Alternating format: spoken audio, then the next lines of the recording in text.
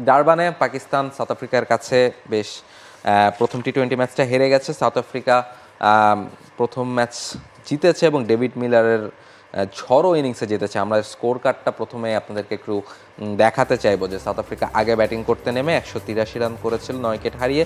সেই জায়গাতে David Miller মাত্র 40 বল থেকে 82 রান করেছেন। জর্জ লিন্ডে 24 বল থেকে 48 রান করেছেন এবং তারপর আসলে পাকিস্তান 172 রান করতে পেরেছেন চেস করে। তারাও আসলে সর্বোচ্চ চেষ্টা করেছেন ম্যাচটা জেতার জন্য। সেদিক থেকে মোহাম্মদ রিজওয়ান 62 বল থেকে 74 রান করেছেন, সায়েম আইয়ুব 15 বল থেকে 21 রান করেছেন। তবে শেষ পর্যন্ত দলকে ম্যাচ জিতাতে পারেনি। সাউথ আফ্রিকা 11 রানে ম্যাচ জিতেছে এবং জর্জ লিন্ডে ব্যাট হাতে 48 রানটা তো করেছেনই, সাথে পরে আবার বল হাতেও 4টা উইকেট নিয়েছেন, অলরাউন্ডিং পারফরমেন্স করে দলকে জিতিয়েছেন।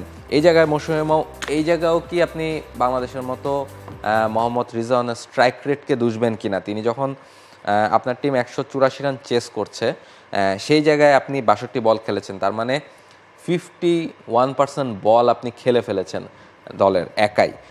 তারপর আপনি সেখান থেকে করেছেন 74 রান, মানে আপনি অর্ধেকেরও অনেক কম রান করেছেন। সেই জায়গায় কি পাকিস্তান ম্যাচ হারলো কিনা? আচ্ছা, প্রথম দিক থেকে যদি আসি, সাউথ আফ্রিকার ইনিংসেও কিন্তু সাউথ আফ্রিকা প্রথমে আসলে শাহিন আফ্রিদিরা সাউথ আফ্রিকাকে বেশ ভুগিয়েছে। আপনি যদি টপ অর্ডার দেখেন, সেখানে রিজা হেনড্রিক্স 9 বলে 8 রানে আউট হয়ে গেছিলেন, ফন্ডার ডুসন ছিলেন, ডাক করেছেন ম্যাথিউ বিটসকে তিনি 8 রান, মানে মাত্র হচ্ছে 3 টপ অর্ডার 16 রান মোটামুটি দিয়ে যেতে পেরেছিল। এরপর ডেভিড মিলার খেলতে আসলেন এবং ডেভিড মিলারও কাউকে সঙ্গী হিসেবে পাচ্ছিলেন না। ডেভিড মানে এক প্রান্ত থেকে একেবারে আউট হয়ে যাচ্ছে, কিন্তু মিলারের তো আসলে কিছু করা ছিল না। তিনি কিছুটা সময় ধরে খেলে তারপর আসলে মারা শুরু করেছেন। সো এক প্রান্ত থেকে আউট হচ্ছে, আরেক প্রান্ত থেকে 4-6 আসছে, যার কারণে তার 40 বলে 82 রানের যে 205 স্ট্রাইক রেটের ব্যাটিংটা সেটা আসলে হয়েছে এবং সেটাকে শেষমেশ, এবং যখন মিলারও আউট হলেন এরপরে আসলে আর কেউ দায়িত্ব নিতে পারছিলেন না।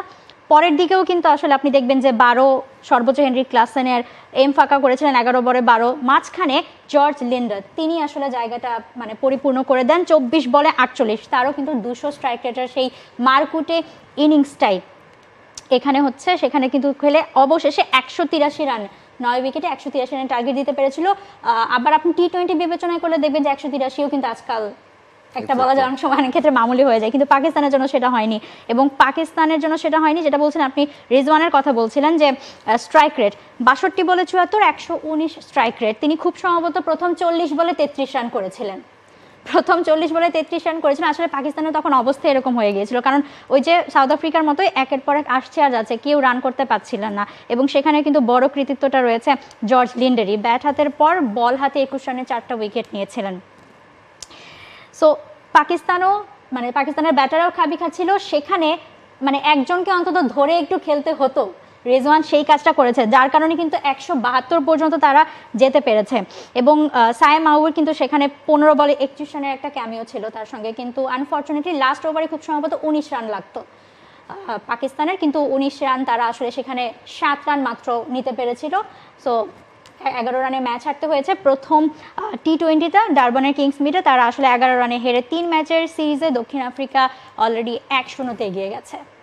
তবে যথেষ্ট ফাইটিং ম্যাচ হয়েছে, যত কিছুই হোক। হ্যাঁ, ইন্টারেস্টিং ছিল, কারণ সাউথ আফ্রিকাও আপনার এক পর্যায়ে খাবি খেয়েছে, আবার পাকিস্তানও ব্যাটিং এসে খাবি খেয়েছে। খেতে তারপর দেখেন আপনার জয়ের ইয়াটা আপনার কত, মাত্র হচ্ছে 11 রান। তার মানে হচ্ছে পাকিস্তানও কিন্তু শেষ পর্যন্ত অনেক কাছাকাছি চলে এসেছিল।